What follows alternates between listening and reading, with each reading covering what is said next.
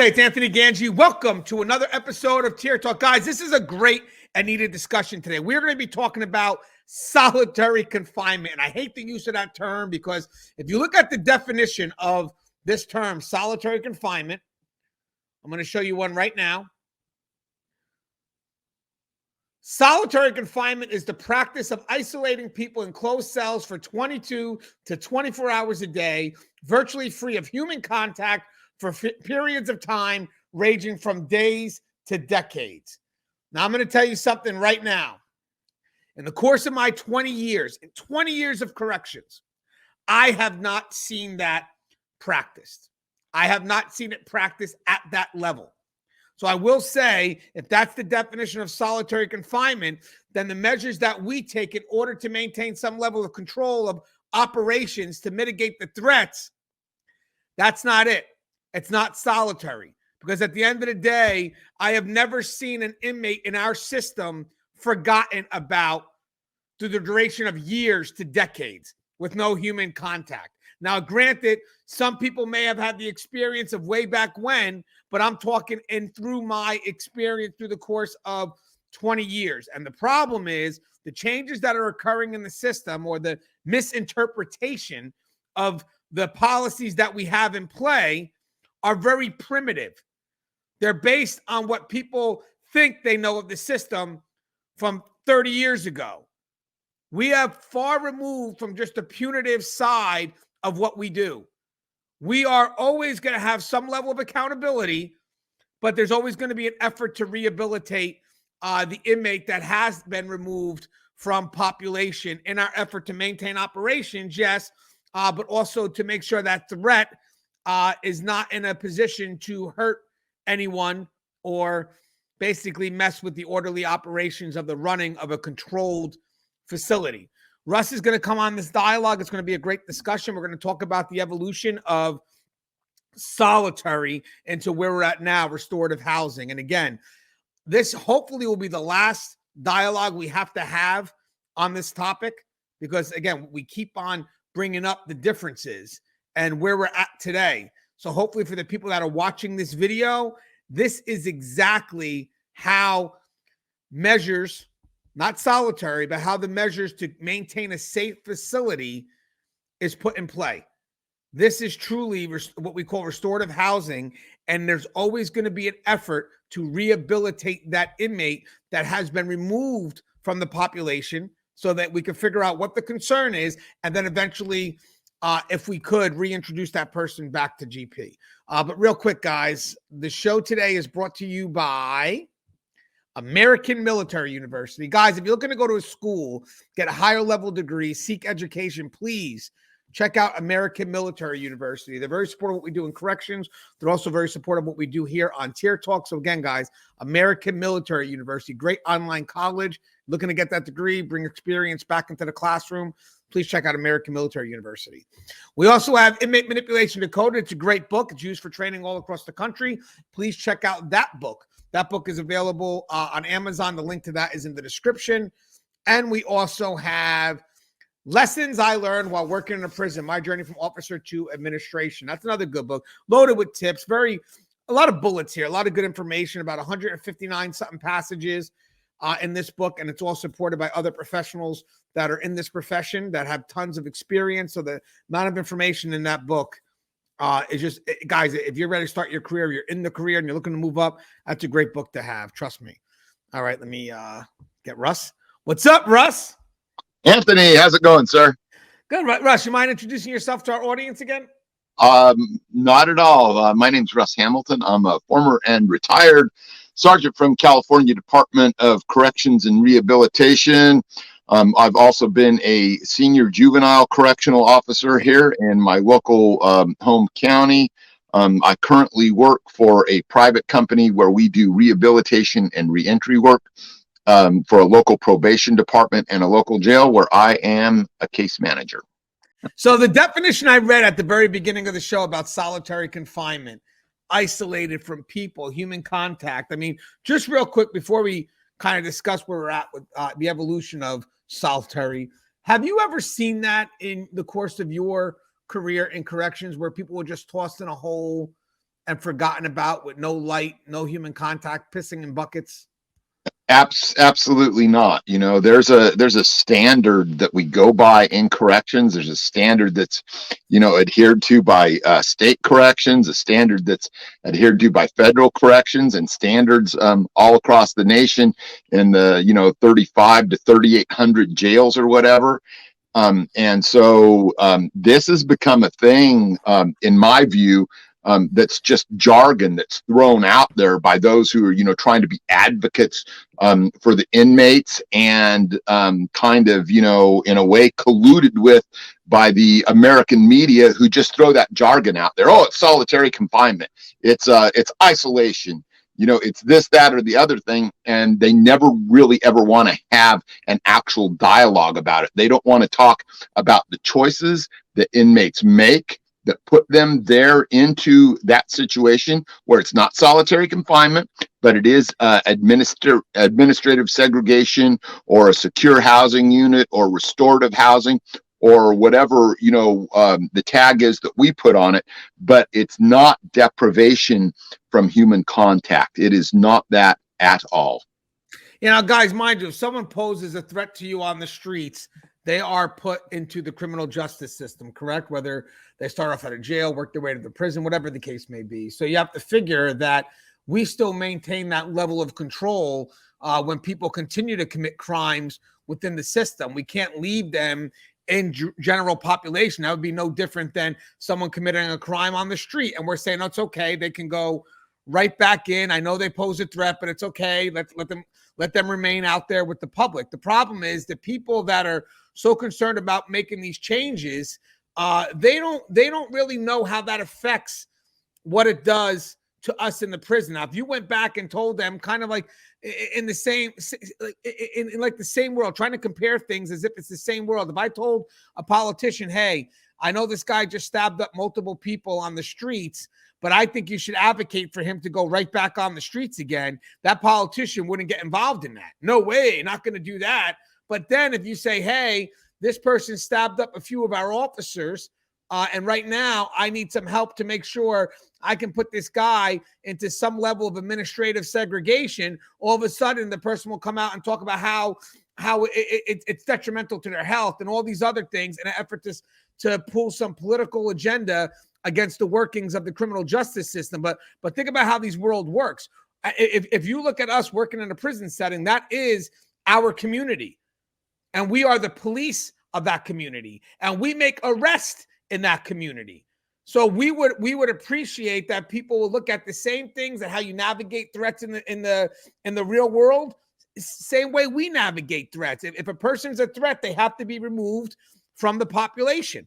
And at that point there, it doesn't mean they're forgotten about. It just means that this person's a threat. I can't trust them around you. So in the meantime, we're going to handle this how we see fit until that person will be, one, understand the consequences of what they've done, be held accountable, and there'll be some level of rehabilitation to see if that person truly understands the consequences of the situations and can they change their ways? Can they move away from some level of impulsive decision making? But what's your thoughts on all that, Russ? Well, yeah, there has to be a control. There has to be, a way that we're able to put a damper on the types of violence that we see every day and the extreme types of violence that we tend to see with these individuals who do end up in administrative segregation for long periods of time.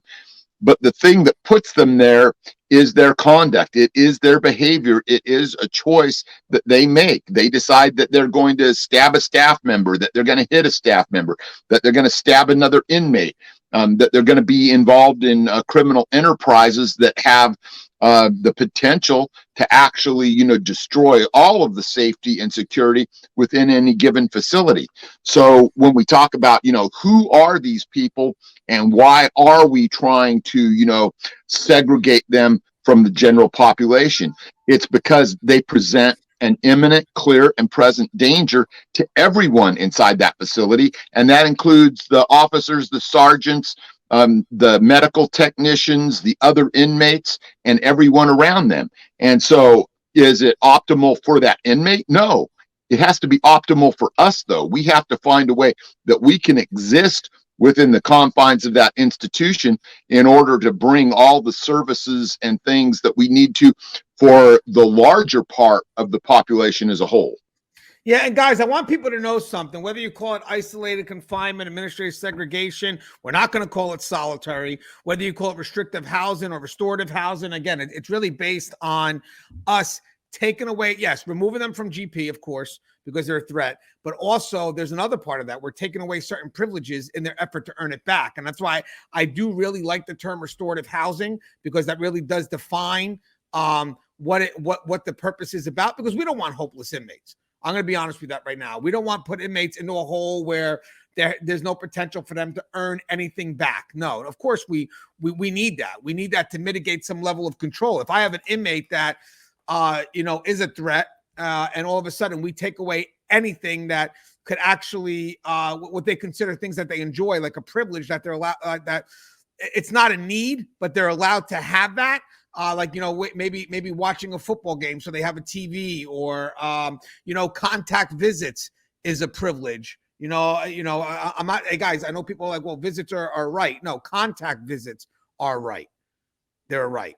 We could always figure out a way, if you want to make visits a right, non-contact visits. I get it, because that could aid towards rehabilitation. You don't want to eliminate that person from having contact to the outside support, because we actually need that as well. We need that connection because they can have some positive influence.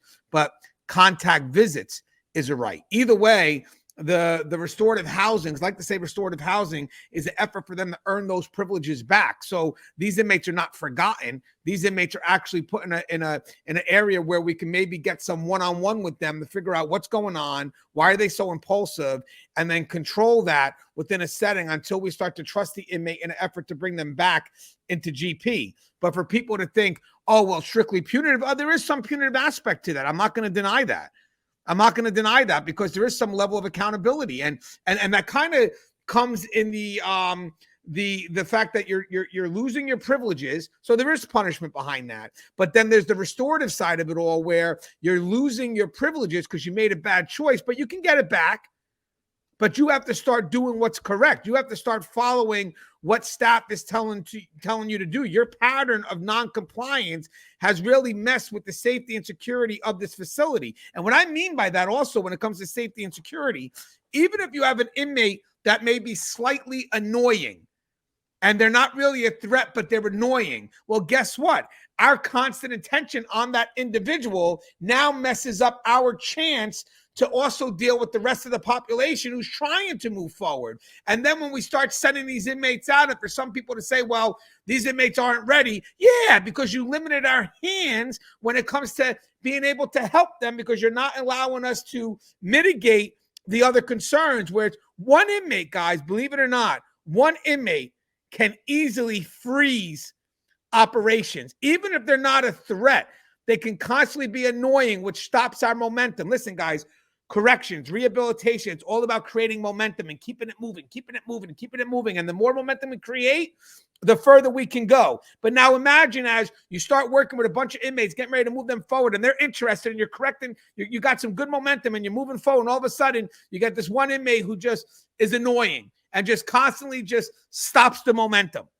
And that's like, okay, I'll work with this guy once. Let's see what we can do, because right now this really messed us up, but let's give him another chance because we were really moving forward. And all of a sudden the inmate does it again.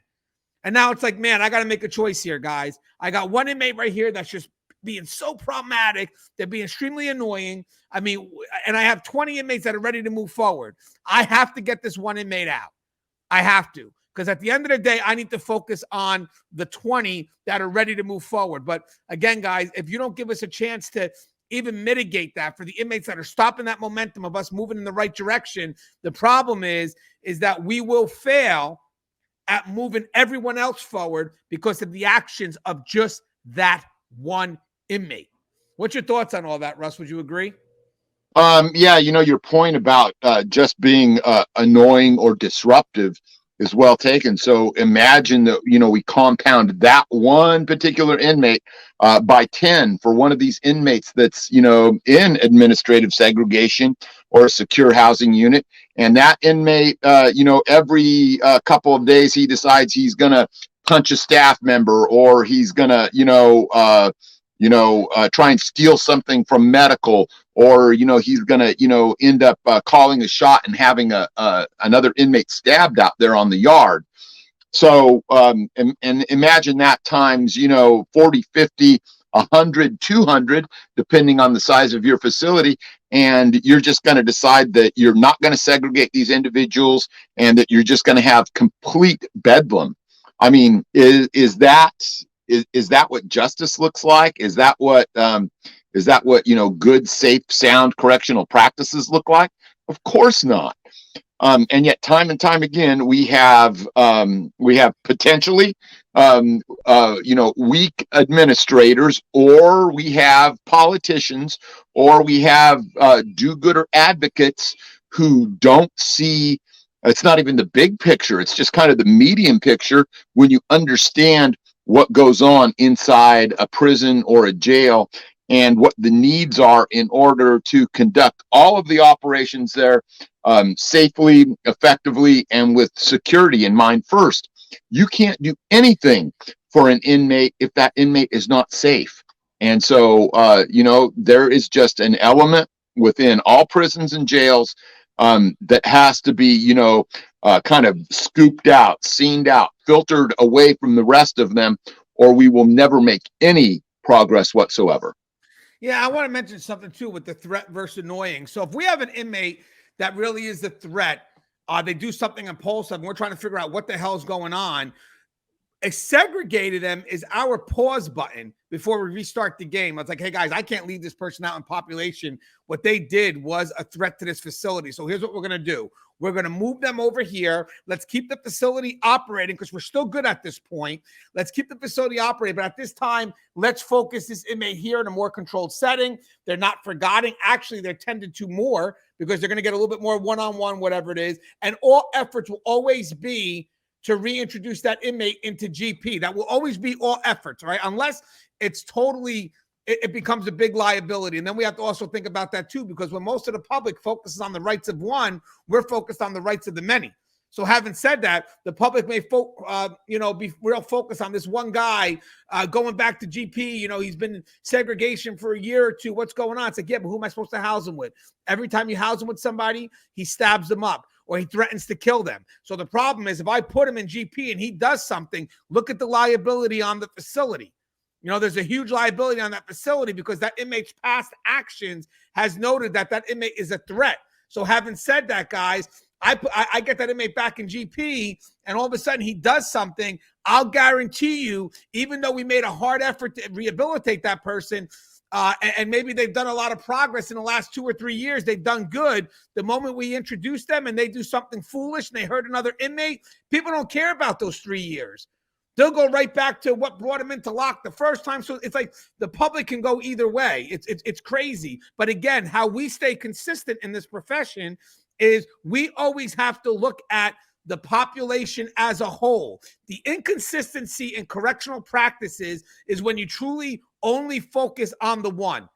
Then you're going to start seeing inconsistency. But when you really look at how this can affect the bigger picture, then we start to develop some level of consistency. And that's where the conflict is. The conflict in operating a correctional facility has always been, we're worried about the many, which includes our staff, and you're making this change based on the one, which is based on some generalized extreme. Now, for the inmates that are annoying, let me just tell you something about that. We don't go right away to put them in lock, unlike what most people may believe. That's not true. It's usually a developed pattern of behavior where at one point we tried working with this person, it didn't work. We tried again, it didn't work. And then we had to make a choice. And that choice sucks. But that's not because we decided to do that one day. That's because we got put in a situation where we had to put the population as a whole first. So if I got an inmate that, they're being annoying, it's like, why'd you put him in lock? Well, he wasn't put in lock the first time he was annoying. He wasn't even put in lock the second time he was annoying. But by the third or fourth time, You know why? Because at this point, he's becoming non-compliant, and I'm spending all my resources focused on this one inmate. And the problem is, I got hundreds of more that are being denied proper services because this inmate wants to be annoying. So again, for the threats, they may be impulsive. We pause the game. We put them in segregation and try to figure out what's going on. But they're not forgotten about. They're tended to. And for those that are more annoying, I mean, literally, when they find themselves in lock, it's because they found themselves there because of their failure to comply, and that has become a pattern which now all our resources are now focused on that one or few inmates who are just, hey guys, stop. Because at the end of the day, if you don't stop, this is how it's affecting the other population. I will tell you one other thing, guys.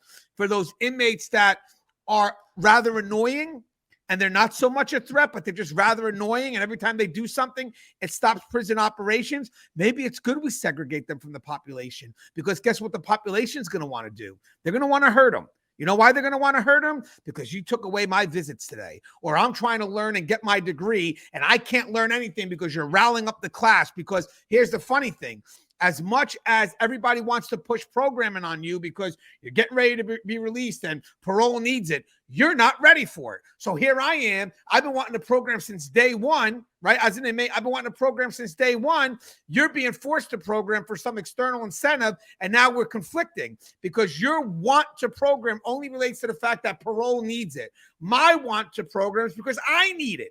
I want to take it. And now we're both in the same thing. You're messing things up for me. So wait till I find you.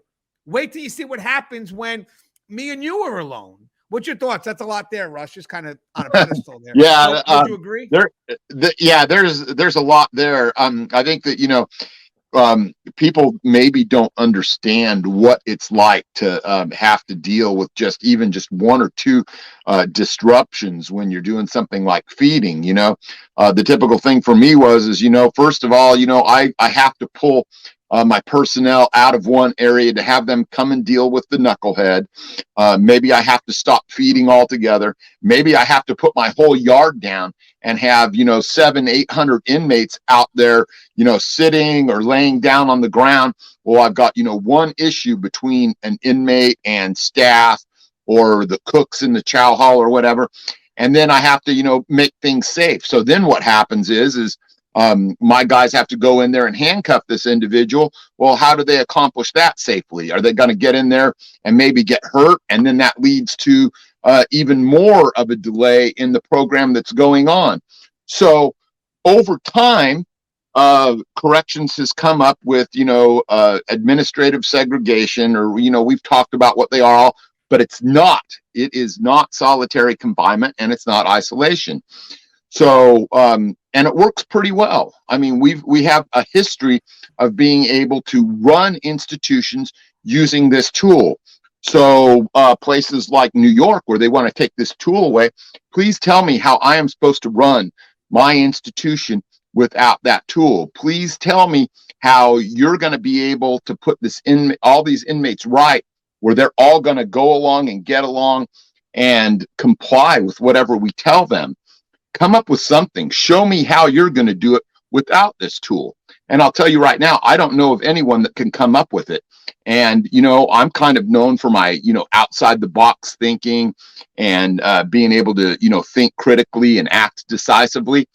I don't see another way unless you're willing to absolutely sacrifice safety and security and your staff and all of the other inmates and put them in imminent jeopardy of losing their life or losing a limb or losing an eye or losing the whole entire facility and ending up with a bunch of escapes out there in the public. Is that what we want? I'm just, I'm disgusted by journalists and advocates and politicians who somehow think that they know best, and they've never spent a minute inside with these guys.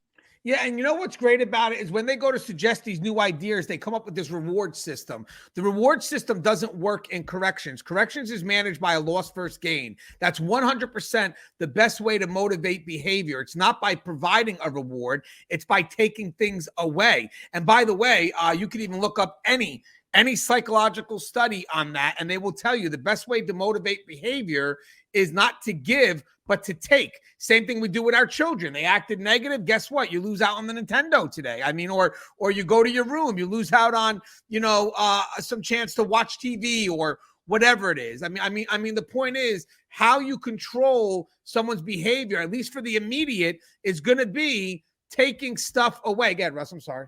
Yeah, I was just gonna say, the whole idea behind rewards is based on behavior that happens after the fact. What do you do in the meantime when they've committed an offense? Maybe they've even been charged, got a new charge levied against them. What do you do in that interim time? You can't simply say, well, from now on, we're going to give him rewards. Then what are we doing? We're actually, making the reward part of what he gets for misbehaving. So, people just do not get either the human condition or the inmate condition that happens inside these facilities. Yeah, and Russ, you're spot on. The reward is to continue the momentum of good behavior. But it's not to be used in an effort to hope that you can motivate or negate bad behavior, because that's not the case, guys. Because at the end of the day, there's a level of accountability that also has to come into surface of that. So if I commit to a negative act, there has to be some level of accountability for what I have done. I mean, that is part of rehabilitation. I mean, there's no ifs and buts about it. Again, I go back to dealing with my kids because it's not that different. If I go ahead and not hold my kid accountable for the negative consequences, then the problem is they don't care and how what they do impacts another life. That's what accountability is about. Accountability is literally about what have I done that is now going to affect that other individual. So having said that, if we don't teach accountability, and yes, there's a level of consequences behind that, then the problem is that person will never understand to the depths of what they've done and how does that affect someone else. Now, a lot of people, to be honest with you, that have found their way into the prison system or into the jail system are antisocial, and they really don't care about how their behavior affects someone else. They're very me-driven. They're very like, it's whatever's best for them. It's whatever's best for them. It's whatever's best for them. So even sometimes when we go to promote, someone like, hey, you know what you did and how that affected blah, blah, blah, they don't care. So at that point, you know what? Until I can find out the root of that, until I can find out, why they're antisocial, why is it that they don't care about others? Because we'll have mental health. They'll help us and get to the root of it all. There could be a chance that you're going to be impulsive again. So here's what we're going to do. While we're going to try to figure out why you do what you do, I'm going to step up and deal with the what of what you were doing. That's what I'm going to do. So my job is, while they figure out the why, we're going to handle the what. And this is what you did. So this is the consequences of, behind what you did. Because in the end, guys, we can't sit there and, literally take the risk of leaving that person in there or in GP without truly understanding why they're doing what they're doing. So I want people to know, when you move that person from GP and you place them into segregation, guys, there is an effort to really get to understand why that inmate is being impulsive, why they're making those negative decisions. But there's another determination that's made too. The other determination made that's on a little bit of a longer term is there a point where we're going to be safely able to introduce that inmate back to population? We could always try, but has this person been so extreme in their behavior? Has that pattern been truly developed that this inmate really has become so much of a liability that they've put themselves into a situation where I have to now look at the rest of the inmates and say, you know what, I do really want this one to turn around, but would I want to be their cellmate? Would I want to be the one walking around with them in GP after what they've done? I mean, is there a risk? Yes. And at that point there, I'm sorry, this person made a lot of bad choices right from the get-go, and we're always going to make our effort to rehabilitate, but because of their history, because of what they've done, they have now become a liability. And at the end of the day, I could be quick to focus on this one and say, you know what, I think they're okay. Let's get them out of administrative segregation ASAP, because I don't want to be sued by, let's say, the ACLU. But in the end of the day, it's like, hey, guys, guess what's going to happen? I'm going to release this guy because I'm so focused on this one that I'm not even thinking about the GP. So I'm already biased. And then the moment I put him into GP, he attacks whoever it is, cellmate or someone he's walking around yard with. And all of a sudden, the people that were fighting for that inmate's rights, they disappear. They're gone. And now we're stuck there dealing with the consequences of a lawsuit because everybody's now going to go back and say, you knew what this inmate did. You knew this inmate was aggressive, was violent, and then you put him back in GP or you put him in the same cell with my loved one, and now all of a sudden my loved one is dead because you guys made the choice because all you cared about in that moment was that one inmate. I mean, Russ, do you ever see that, Russ? How people will shift from the worry about the rights of the one, and then the moment you move that person to GP, and let's say they do something they do something foolish, then here's what happens. The people that were fighting for the rights of the one, they disappear. They're gone, and then we're left with the consequences of dealing with what happened to the many. Yeah, and it's, there's just one way to put that. It's a vicious circle, we're put in the midst of, trying to navigate that circle and trying to come up with the best ways. And, pretty much we do nothing but, get roundly criticized for things that we have, absolutely no control over, or the control that we do exercise, then we're castigated, for using our powers and using our discretionary decision-making tools and using that tool about, filtering those people away from those, that are in the more general type of populations that we oversee. So, I just wish that, number one, I wish that, that people who ostensibly are supposed to understand that words mean things, and yes, I'm talking to journalists out there, when they throw that terminology out there, of solitary confinement, acting as if, we're depriving them of human contact. If they don't know that that is a lie, they should know that that's a lie. And why do they keep putting it in all of their articles? So it's very difficult for me to take anything at face value that's said about any correctional officer, any correctional sergeant, any correctional facility anywhere, because I simply don't trust people who are supposed to know what words mean, who keep on doing that over and over again. And trust me, they know the impact of those words. So I just want to do this real quick. A little bit of a timeline, very rough, but yes, corrections was a punitive system way back when, and civil rights kicked in, right? But when it was a punitive system, if there was a threat, that threat would be literally removed from the population and totally forgotten about. And that's going back 30, 40, 50 years even at this point, maybe even more. Having said that, when they started introducing rehabilitation and like, hey, we got to do a little something more, than just, throwing these inmates into the dark and forgetting they exist, all efforts have been leaned towards that, which means that there is a level of accountability. So there is a punitive side of it all, but it's not hopeless. It's always an effort to bring that person back to where they should be, because eventually they could be released into GP. What people may not also know is that, and this will be a dialogue for later discussion, is people actually want to be in segregation. They want their single cell. They want their privacy. And 9 times out of 10, we're trying to get them out of it when they don't want to. And the sad thing is, when they want to stay in segregation because that's where they feel it's safer, who do they attack? They attack us because they know we have rules. So people are like, well, I feel the officers. I feel them. I fear them. I fear them. I fear them. Yeah, but why do you keep attacking them? You keep attacking them and you don't attack the inmates because you know that the officers are going to be restrained. You know that when they come in, they're going to handle their job and they remain professional. They keep moving. But what they never tell the public is that you have inmates that want to stay in segregation. That every time they're due out, the officer opens up the door, the inmate pops them right in the face, and then we wind up locking the door and keeping them there because the inmate wants to be in their own cell, or they're too afraid to go back to GP.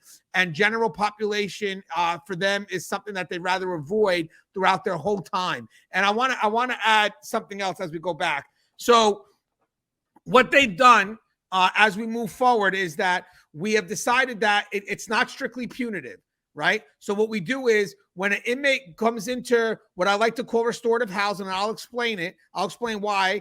Is that when we decide to put them in restorative housing, it's always in an effort to introduce them back. But at first, we are going to strip them down to very limited privileges. The reason why is because if we don't, there's nothing to stop them from wanting to go back into that type of housing. That's why it's going to be strict at first, because there has to be that effort to deter, and that effort to deter has to be severe enough so they know that I don't want to do that again, even if it's within the first 30 to 60 to 90 days. Because here's the other thing, guys. How people view something punitive is all subjective. I have inmates that can't do 5 minutes without a privilege, but I have inmates that can go years and they don't care, because they prefer to be by themselves anyway. So initially, when someone goes from GP and let's say they're a threat and they go into some level of restorative housing, they are going to be stripped of a lot of their things. And people are like, well, you got to give it to them right away. No, because if there's nothing to deter that behavior, these inmates will want to remain there.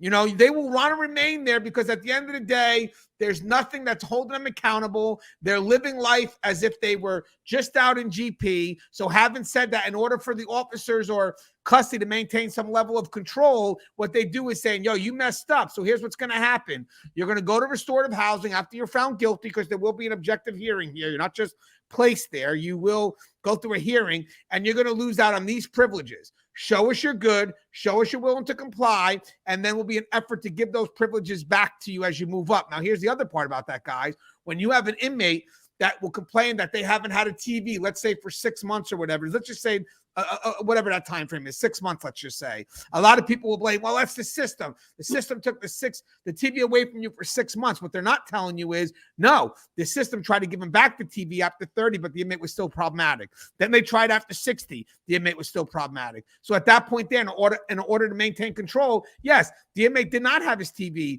for 6 months, but let's look at why he didn't have his TV for 6 months. Let's look at how his behavior was when he was in restorative housing. Because, guys, here's another unique thing. You have the behavior that brought them into restorative housing, which we, Russ said at the beginning, we should ask, why is that inmate there? Why is that inmate in restorative housing? And really look into it, guys. Really look into it. Don't just look into the fact that, oh, he's only in restorative housing because it looks like he was annoying. Look at the pattern, and look how that pattern of his behavior affected the operations of the facility. Because at the end of the day, we have to ask ourselves, what did this inmate do that affected the facility from running normal operations? That is the question that needs to be asked anytime you find yourself looking at an inmate in that level of housing. What did the inmate do that affected the facility from fully operating in normal capacity? Then, when the inmate is in lock, and when they are going through it, and it's like, well, that inmate's been in there for so long, let's ask another question. What has the inmate done while they were in there to show some trust in their behavior, to show that the inmate is going to be compliant? Where are we at there? Because we may have an inmate that's been there, well, you kept them there for 2 years. Well, let's go back to the videotape and let's take a look at how the inmate was. Because here's the funny thing. All because they're an RHU does not mean that they become the best of behaviors. And I will tell you another thing. Some people may be quick to blame the system and saying, well, when they're there, they're decompensating. Highly unlikely, because they're watched at more. There's interaction. Again, if you want to look at that extreme definition of solitary confinement, which doesn't exist anymore, then that makes sense if you want to think that way. But from people that work in the profession, we know how it operates. So I find it to be very hard that they're decompensating at that point. The reason being is because they're tended to one-on-one. They have interactions with other individuals. And if something is happening at that point, mental health is probably more alert to their needs than the needs of GP. And I want to add one more thing, guys. Remember something. Remember this. The type of inmates that find themselves in RHU are usually the more problematic inmates, correct? And then what happens here, of course, the inmates in RHU are probably going to be the ones that people may think are decompensating, but they were problematic to begin with. So for people to say that, oh, they became more problematic because they were in RHU, you know, you're here's the funny thing. They were problematic already. And I will tell you one other thing. The reason why some may become more problematic when they're first introduced to RHU is because that's where it's going to be the biggest point of conflict in order to regulate that person's behavior, because they're not going to want these things taken from them, for some of them. And for some of them, they're going to want their privileges right away. So we have to get through that. We have to get through that rocky road at first. And then eventually it does start to smooth out. But for people that jump on us at the very beginning because, wow, look what's happened, it's going to be a rocky road. You have an inmate that was non-compliant, and now we're putting them in a situation where they're forced to turn around. But we expect it to be a crazy road at the very beginning. But here's what happens. People get involved at the very beginning. They eliminate our chance to deal through this conflict, to navigate through this.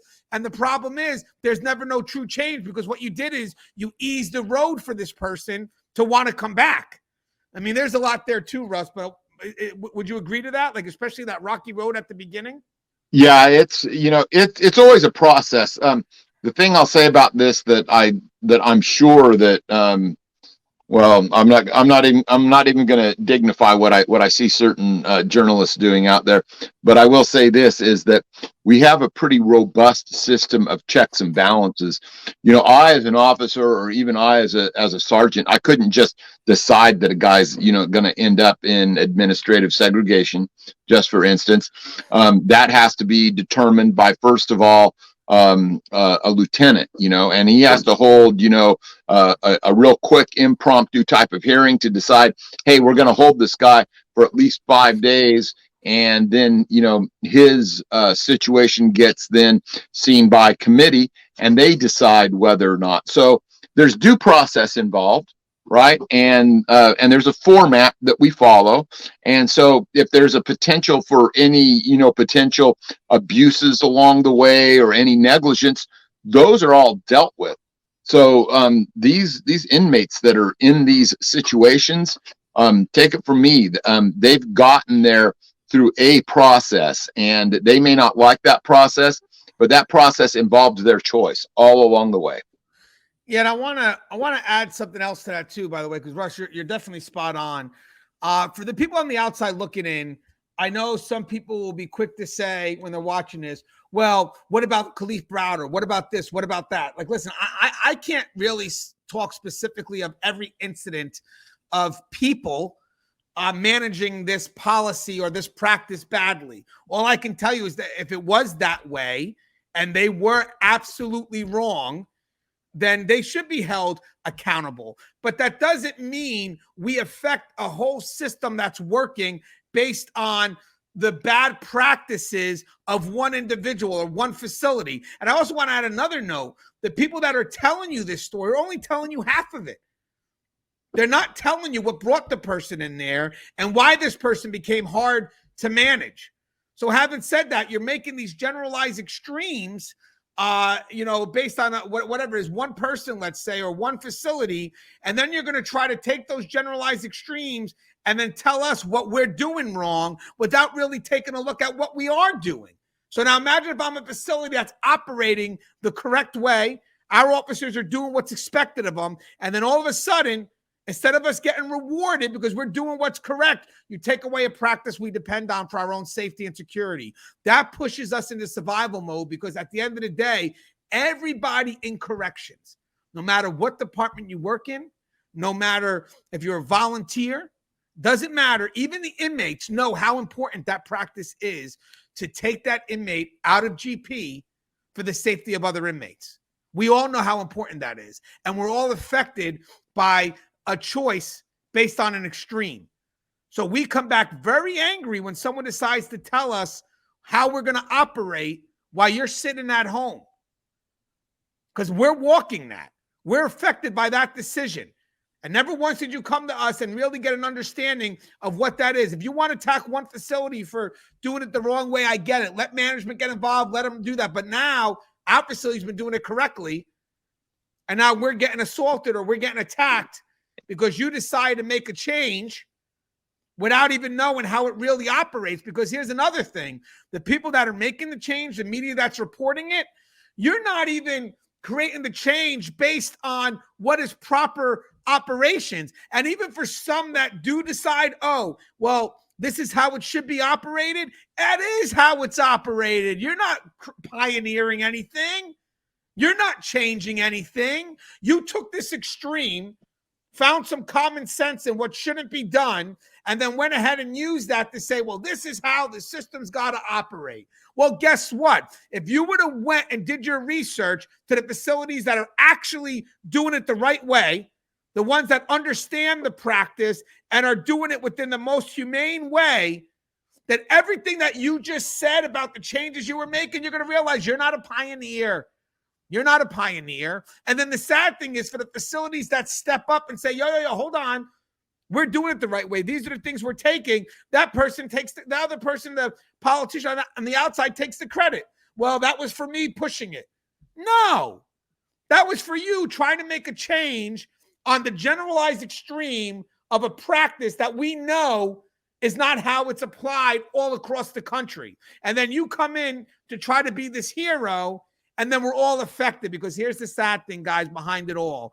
When those people don't understand the practices, the best way that they go to eliminate any type of ambiguity is to cut it all out.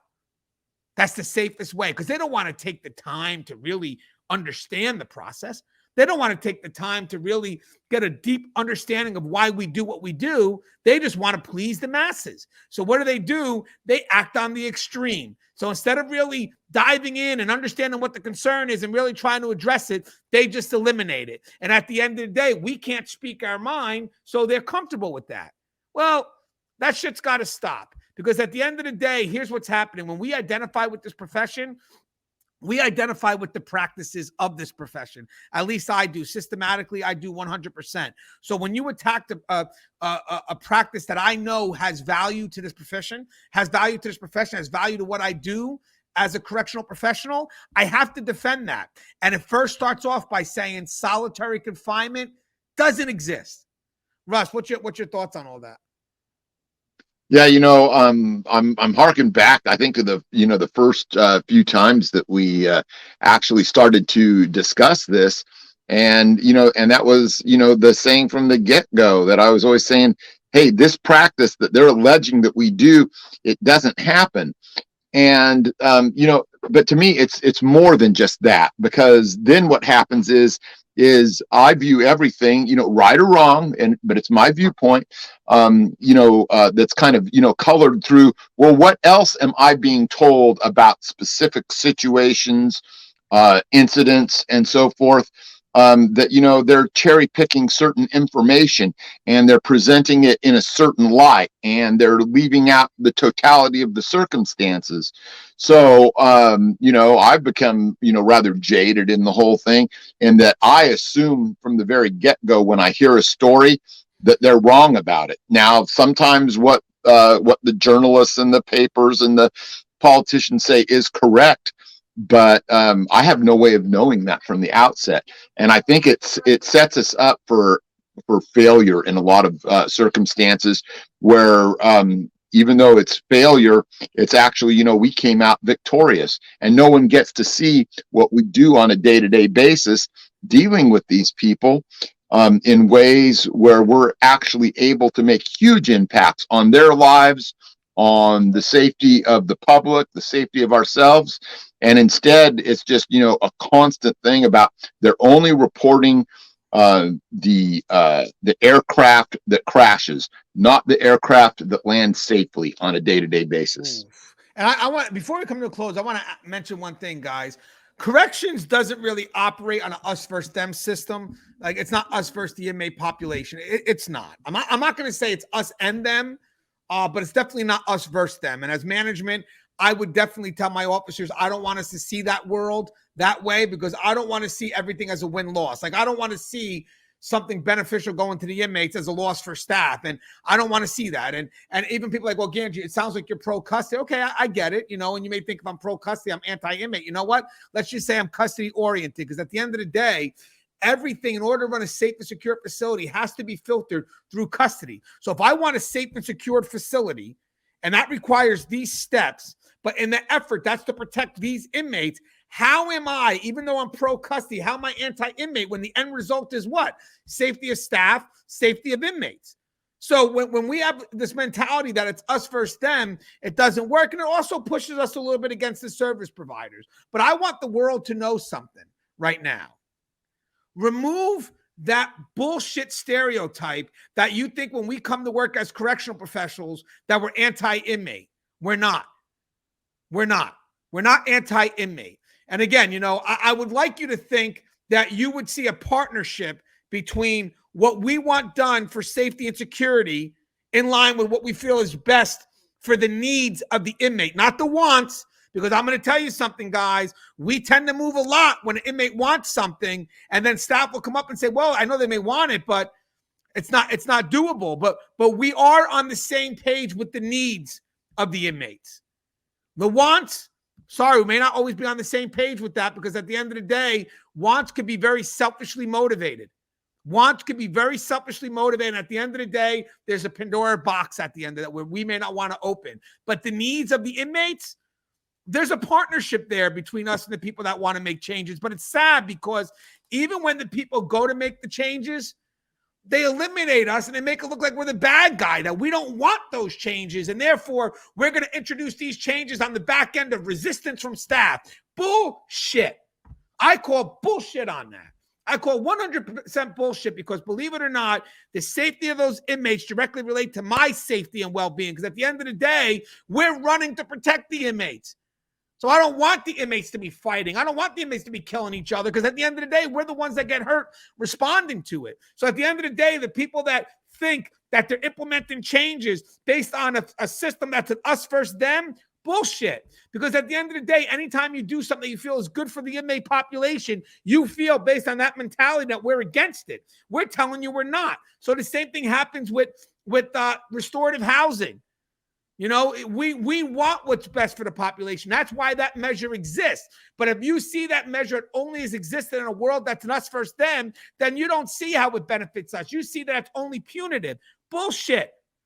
Purely bullshit. Remove the bias from that perspective and understand that why we're doing it is for the population as a whole. And again, the question you should be asking yourself is very simple.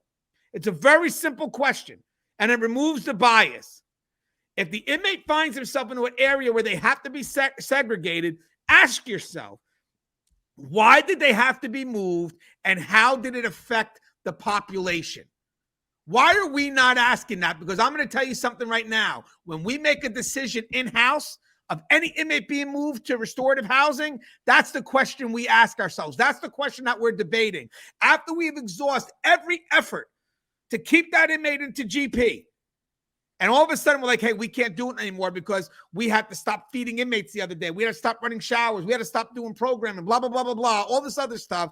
Now it's affecting the operations. Our decision's made. Because we cannot manage this inmate in this setting while still maintaining control of operations, it's time to lift that inmate up, make sure they're not forgotten, but push them forward to segregation so I can continue to maintain a prison right now or jail operations that does help the rest of the population. And I won't forget about this person. We'll get to them. But right now, that person is not just a threat, but they're stopping us from rehabilitating the many as a whole. And one last thing, too, about this all, too. For people on the outside that want to really defend that one inmate, I get it. You're a lawyer. You got to do what you got to do.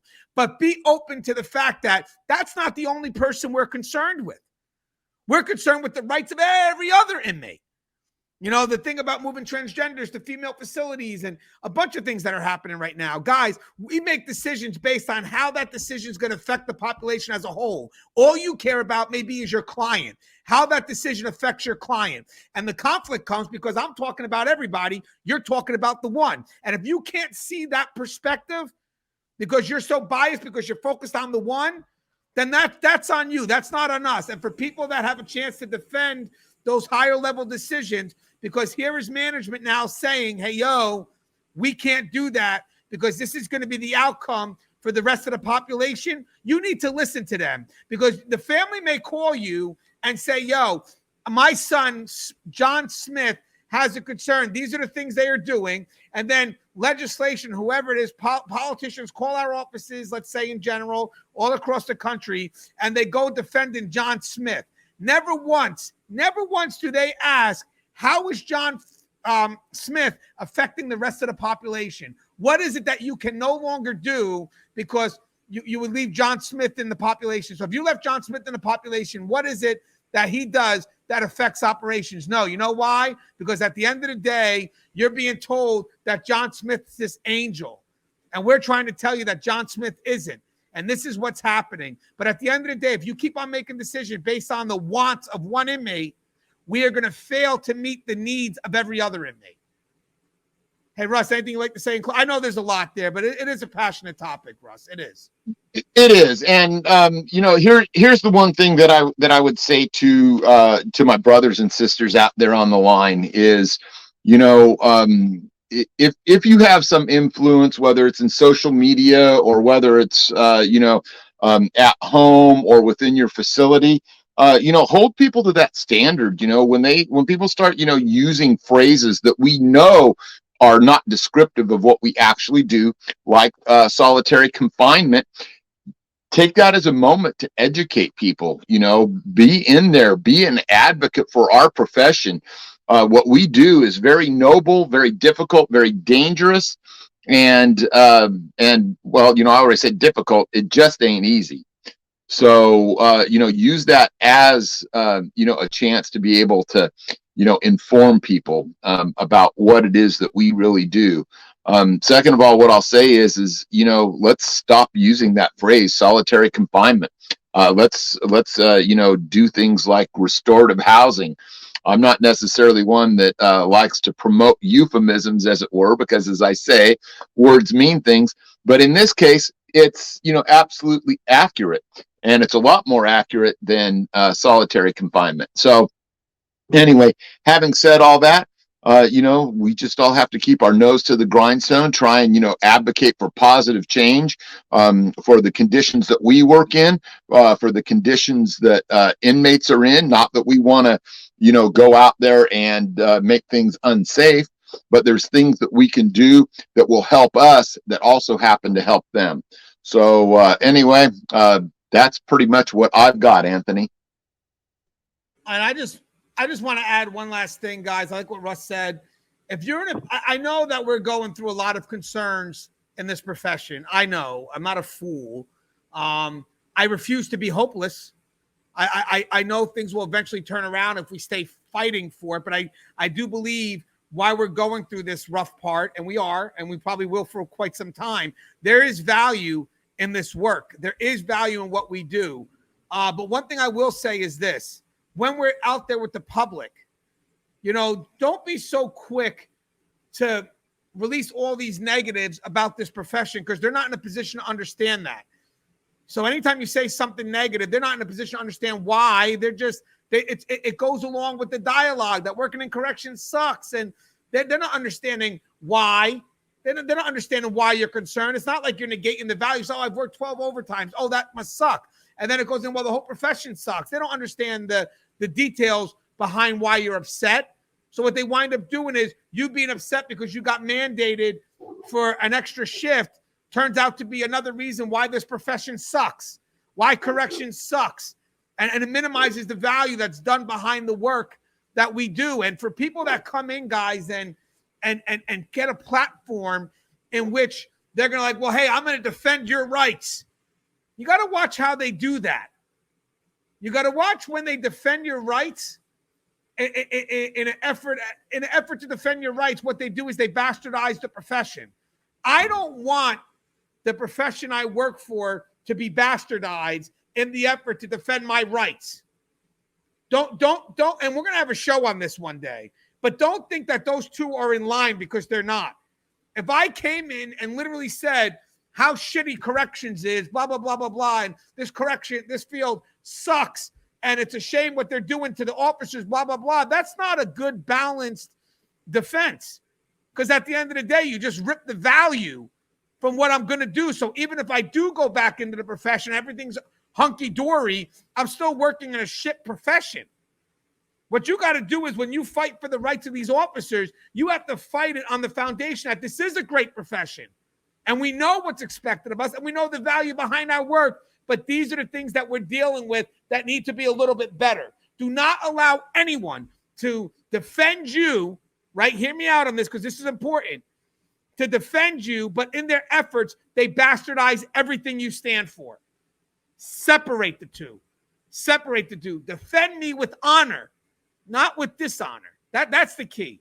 Hey, Russ, I know I added that last thought. Do you have a closing thought you want to add just to that? Because that is a whole show topic, and then we'll close off. Yeah, this is a topic that I've been thinking about addressing, and that's the negativity that is in corrections.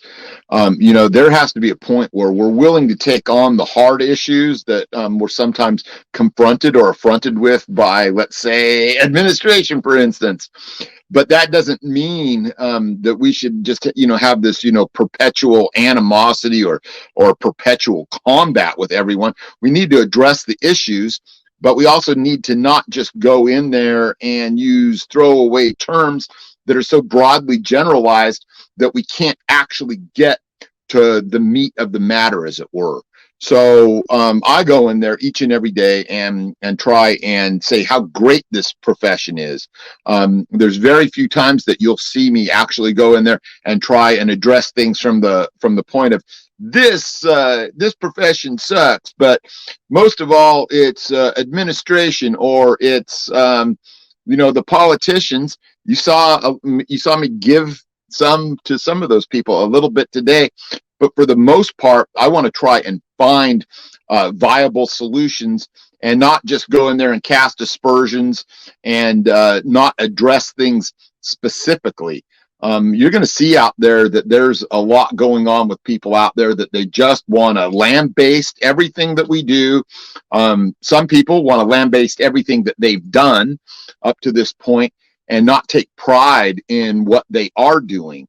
I get out here every time, we have a show and try and give you guys the best knowledge and the best specificity about what the issues are and the best solutions to those. I just don't go out there and just go on rants and just, try and find somebody to assign blame to, because that's an easy thing to do. It's easy to get people whipped up into a frenzy. Instead, what I want to see is people have long, fruitful careers that they're able to take pride in, and that they're able to say, hey, I was a part of that.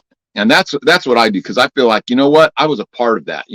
There were a lot of negative things that I went through, but I don't spend a lot of time on those because it's just not worth it in the end. I want to focus on the positive things that can come from having dialogues like this. Yeah. And guys, you can't defend individuals by bastardizing the profession, because I think in order for you first to defend the people that work in this profession, you have to give people a reason to care about this profession. And that comes with the meaning behind the work. So having said that, we got to be very careful of the people that we have stepping up to our cause, because I'm going to tell you something. It's not as easy as people think. It's not. Oh, I'm going to talk about this, and this. It's not. You have to literally build a foundation and be prepared for every argument against it. When I go to defend the profession, I embrace our flaws first. And then I talk about the positives so people can't throw the flaws at me. I already told you that already. And we're going to do a whole topic on this, because it's definitely something that needs to be discussed, because right now you have a lot of people on social media platforms right now that will give you the guise that they're defending the profession, but they're not. They're bastardizing the profession. And it's not moving us forward collectively. It's an individualized effort that in the end, we wind up losing value for the work we do. So be careful who you follow on social media that's willing to speak your concerns. Because at the end of the day, guys, we have to make sure that we do this pro-socially, that we do this collectively. This isn't a me game. It's not a me game. It's literally a journey and an effort. So having said that, if someone goes on, I can help you. I can promise you these things. Really? Because it was that simple. There's better people out there doing it right now. So it's funny how we're willing to look at a promise and give that more value than a committed effort. A false promise in today's world has more value than a committed effort. How crazy is that? As always, guys, the show is tiered. If you haven't, please subscribe, interact, engage, hit that bell. That bell is going to notify every time I post a video. Stay safe.